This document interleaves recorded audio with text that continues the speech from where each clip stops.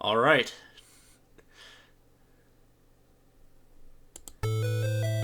So here we go. My next project. Blaster Master for NES. After this, I'll probably run through Blaster Master Blasting again for PlayStation. And if I can get my hands on a copy and get the equipment set up right, I'll get the Blaster Master 2 for Genesis and try to go through that. But there may be a little pause in between. Here's the very basic story of Blaster Master.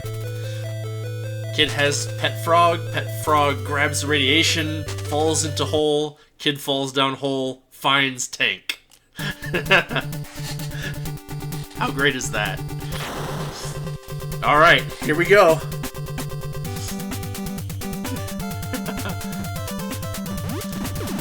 So you start out, oh actually, there's a ledge up there. So this is a game by Sunsoft. It came out, oh man, pretty early in the NES life cycle. Man, it is a wonderful game. A little bit non-linear, good action, nice difficulty curve. Kind of goes up as time goes on in a pretty reasonable way. As I mentioned in my last episode of Crystalis, I've played through the first 3 or 4 stages a bunch of times, but I've never really gotten much further than that, honestly. And the reason is that the difficulty does get pretty high at that point, and frankly, I get my butt kicked by the bosses. if not, you're making stupid mistakes in the dungeons. So, you know, this game, it seems like it's just, you know, kind of like a 2D platforming tank shooter. But there's actually more to it than that. You get to jump out of the tank and run around in all these different little dungeons. You're extremely fragile when you're not in the tank and you're in the 2D side-scrolling sections. So generally speaking, be very careful. Now, this game kind of lends itself pretty well to a rather slow playstyle in these overhead isometric stages. The reason being is that, unlike most NES games, the enemies don't respawn in these sections unless you actually leave them. So that's kind of an interesting thing. The enemies stay dead, which means that if you go through slowly, you don't have to worry about, or even if you have to backtrack a little bit, you don't have to worry too much about the enemies coming back and hitting you, beating the crap out of you, which is good, because as you can see, there are 2 meters that I have. One is a power meter, that's my life, and there is a gun meter. The gun meter determines, roughly, and I'll say roughly because I'm not sure if it's a bug or what, but the gun meter determines roughly how good your weapon is in this. Now you have your grenades, which are always straightforward and have a little bit of an area of attack effect. But your regular gun starts out very weak, and it even has limited range. Getting level 1 or level 2 gets it the full screen range, and then as you get more gun power, you'll notice that it has some other abilities. That's just things that can be annoying if you're not careful about how you use them. We'll see some of that later on. Now, the reason that I say you want to be a little bit careful is because if you take a hit in the overhead sections, you lose gun power. And this can happen much faster than you want it to happen, which is not at all. Oh, man. Alright, try the next one. So it's kind of a goal to go kind of slow, make sure that you avoid enemies effectively, kind of focus on that. These little flying things that go across the screen, they do respawn. So, gotta watch out for that. Or at least I think they respawn. I certainly seem to have observed them in much greater numbers than I would imagine is possibly part of the overall programming. But, I don't know. I would be willing to stand corrected if I was wrong. Oh. Now, Those of you that watched me play Crystalis might have, or, you know, watched me play before, probably noticed that I am, at least for the NES games, using an emulator on my computer. And the reason for that is that NES emulation is pretty solid nowadays, and frankly, I don't have all the equipment set up or even placed correctly to get my NES playing. I'm working on it, but for now, this is what we've got. The PSX emulator is pretty good too, so blasting again will be pretty easy to do. In fact, I actually think the game looks better on my computer, just because all the textures kind of get I don't know, like they change the it changes the resolution of the textures or something like that, and it looks really. The last time I played Blasting Again on my computer, I was actually really surprised how good the game looked. So you'll get to see that. Alright. So I'm kind of taking my time here. I'm going to try to do one level per stream, because honestly, this week, you know, like I said, I was going to get some practice in over the weekend. I got some practice in over the weekend, and it did not go well. I made it to the end of level 5, and oh man, I didn't even know what I was doing at that point. So this will be some short streams, but I think that'll be okay because I really do need to practice and, you know, need to try things out ahead of time.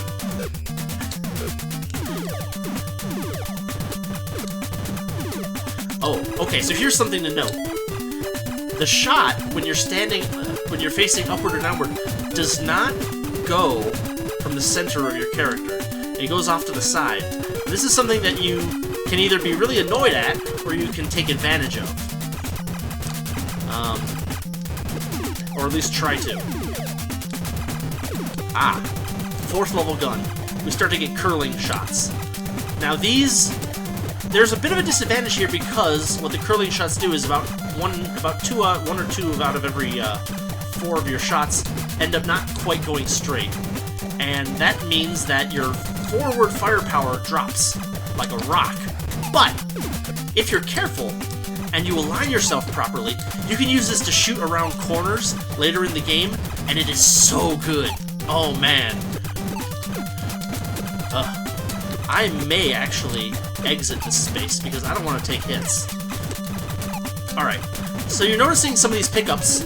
Another interesting thing about this game is that the pickups, as long as they stay on the screen, I don't think they disappear like, in time, as they do in most games.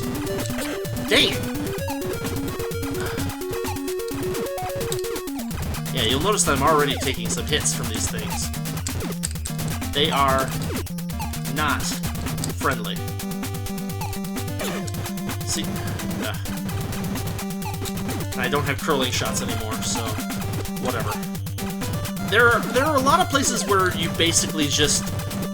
I mean, there are quite a few places where the enemies are set up in such a way that you just lose some gun power, and there's not a whole lot you can do about it. It's kind of luck-based, honestly, which is kind of a downside, but not such a big deal.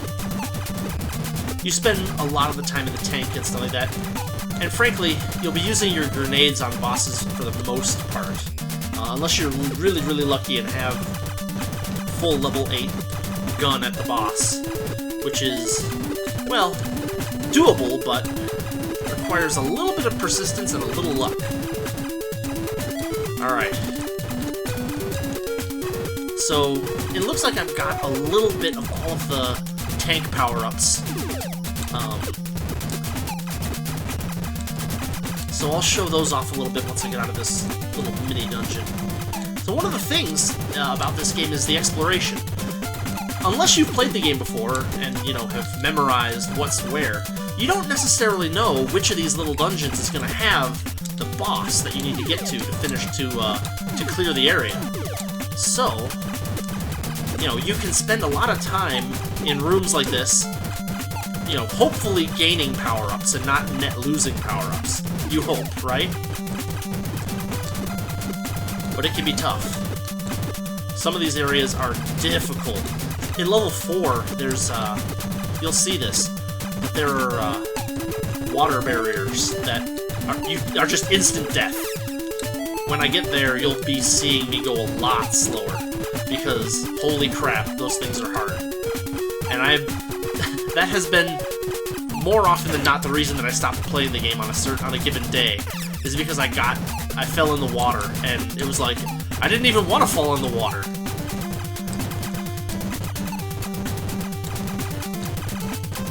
But there you go, it's 1 pixel and you're done. There's no like, oh, I'm going to fall in the water animation or anything. It's just, you're done. Good night.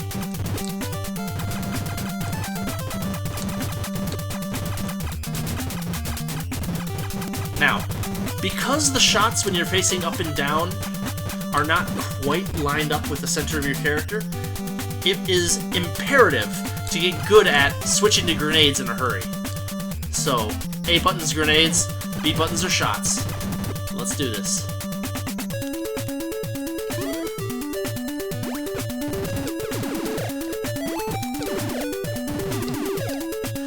One good thing is that even if you take hits in the as the character in the outer areas, you don't lose gun power.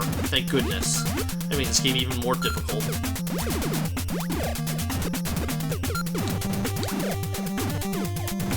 Okay, back in the tank. Now, it's not just any tank. It has a name. Hold on. Oh, you'll notice that the tank's life is persistent. It doesn't get restored. But the character's life is restored when he hops back into the tank. Alright. Special abilities. Homing missiles, lightning, and triple shot. We'll take a look at each of these real quick. So the homing missile is kind of useful. It just throws out a bunch of missiles which track all of the enemies on screen at a given time. They're not the most powerful missiles. The triple shot missiles are a lot more powerful, but they are really useful, except with a very small number of enemies, which you'll see starting in the second level. They have a peculiar little trick as to how they are lined up, which, ouch, which causes you to need to do a little bit of a trick in order to get the homing missiles to work on them. Those bombs that they drop do a double shot damage. They're ridiculous. You can lose. You only have 8 life points, and you can lose them all in a pretty quick. It is not difficult to suddenly find yourself with not enough health to move on. There's a lot of pattern checking in this game. You've gotta make sure that you get the patterns right. Wait for the enemies to take advantage of them as much as possible. This one doesn't look like he's shooting, so that's that. I'm not even going to bother. Oh, so you can kind of shoot around corners if you line yourself up right. Now this guy's irritating, because he just shoots a bunch of shots and whenever you hit him. Interesting thing is that your regular gun actually knocks a lot of different shots out of the air. So that's something to definitely try, if you get the chance.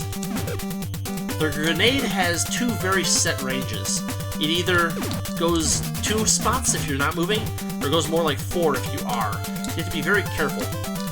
Then you've got these guys, which only move either up or down or left or right.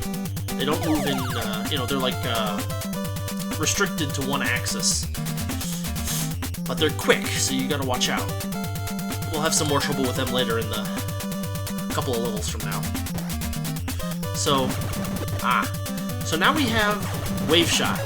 But this is level 7 Wave Shot, or level 6 Wave Shot, which is not quite as good. You'll notice that it has a tendency to get lost on walls, which makes it very fall damage. Yeah, the character takes fall damage. Don't try to jump down long distances as the little character, because you will die. Oh, alright. Whoa, that's the wrong button. Alright, so I showed off the homing missiles. I'll show off the little bit of issue that they have later on.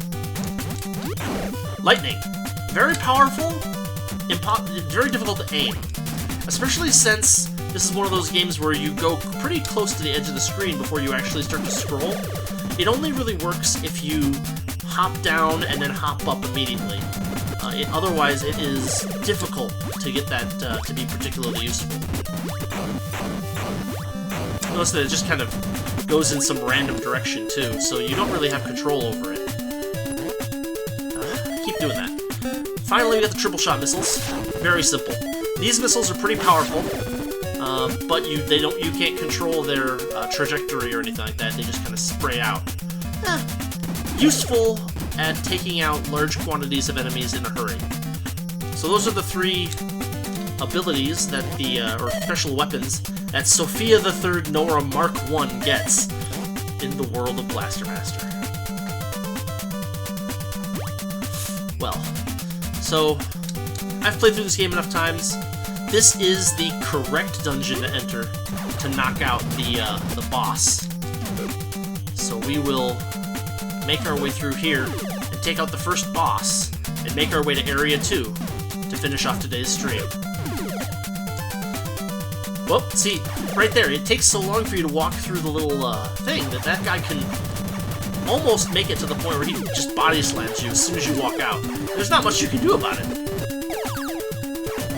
So you'll notice that the blocks respawn almost immediately, and that's because they are refreshed as soon as they fall off the screen, just like the power-ups and stuff like that. You'd have to imagine that for each of those blocks, for each of the enemies, there appears to be like a Boolean variable that tells the game whether they're alive or dead, and so that they don't respawn. But they didn't do the same thing for blocks, because as you could imagine, for something like the NES, the amount of memory that you need to check the status of 30 individual blocks is pretty large. And then we got that. That's when you've got this gun, it becomes very important to hop onto yeah, now I don't have that gun anymore. It was very important to hop onto grenades quickly. Alright, pretty sure this is the boss. No, not quite. We're not quite there yet.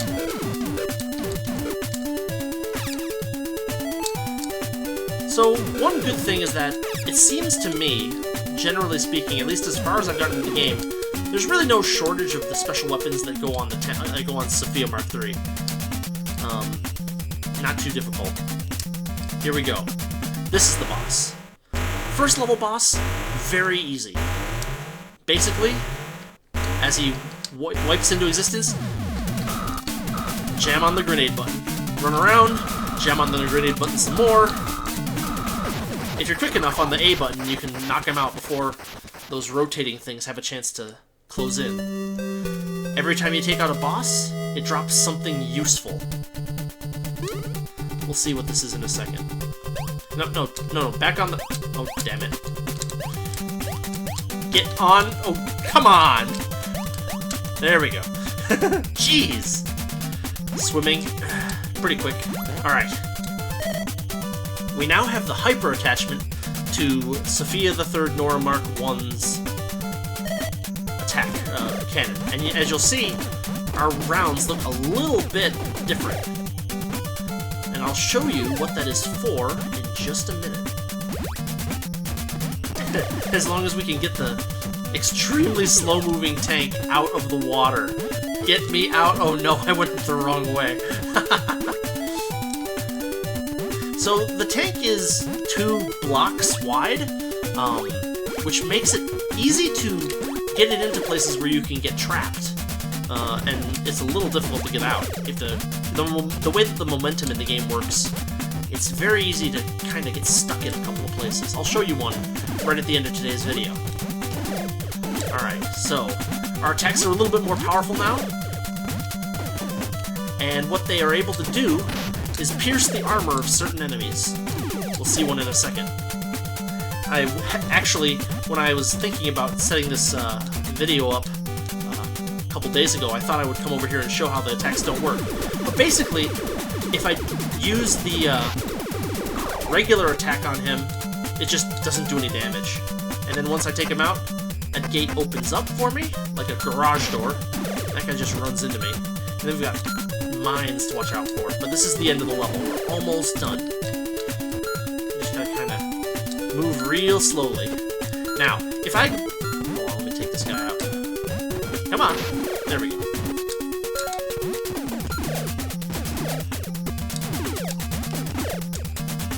Alright. If I were to go to the right here, into this little alcove, it actually gets very difficult to get out of there. I got stuck in there for a few minutes when I was practicing the other day. But this is the end of Area 1. I hope you've all enjoyed my first foray into Blaster Master.